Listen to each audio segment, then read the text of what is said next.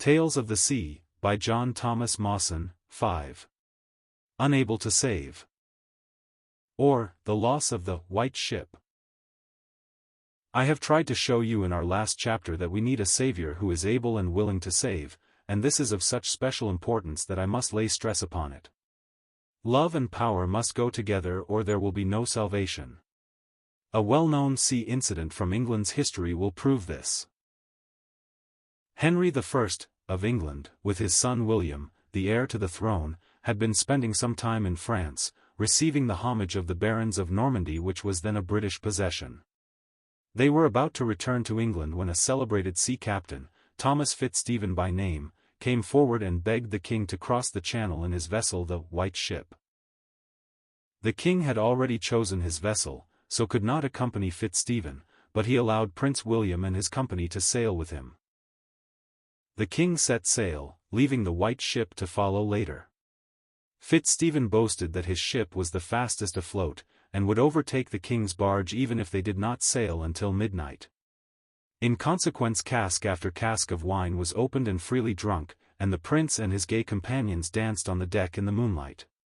When the vessel was ordered to start, there was not one sober man amongst the 50 sailors who manned her. And here I would remark that sinful indulgence often brings swift retribution. None can plunge into sin with impunity.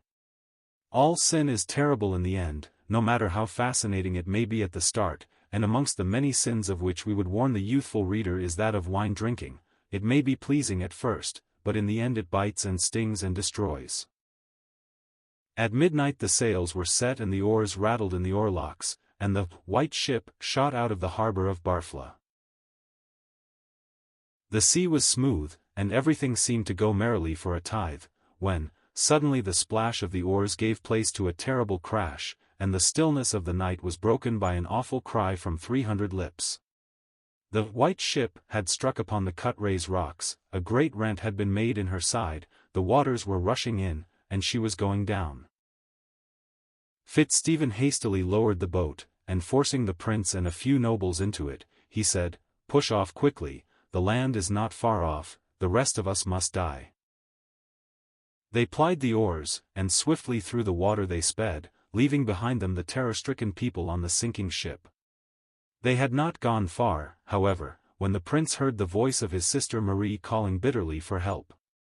This was too much for him, for he loved his sister, and he cried, "Row back again at all costs, we must save my sister." They rowed back to the side of the wreck, and William held out his arms to catch the princess, but at that moment so many jumped into the boat that it was overturned, and at the same moment the White Ship went down. One man only escaped to tell the story, and when the sad news reached the king he fainted away, and was never seen to smile again. Prince William would have saved his sister if he could, his love for her was great enough to induce him to try, but he was not able, and they perished together. But what a different story we have to tell of our Savior. He came into the world to save sinners, and there was no doubt at all as to the result of his coming from the very beginning. You will remember that the angels sang his praises with joyful tongues when he was born in Bethlehem. They sang because they knew he could not break down or fail. If there had been any doubt as to this in their minds, they would have kept their song until the work of salvation was finished. The Princess Marie cried out in her distress, and that cry touched the heart of her brother, and brought him back to attempt to rescue her, but Jesus' love led him to come to save before ever we cried to him, before we felt our need or saw our danger he braved the storm and suffered death. His love brought him down, as we have already seen, his resurrection proves that he has finished the work, and that his power is sufficient to save. His love is as great as his power. Oh! What a Savior he is, just the Savior you need, full of love and full of power, then see to it that he is your Savior.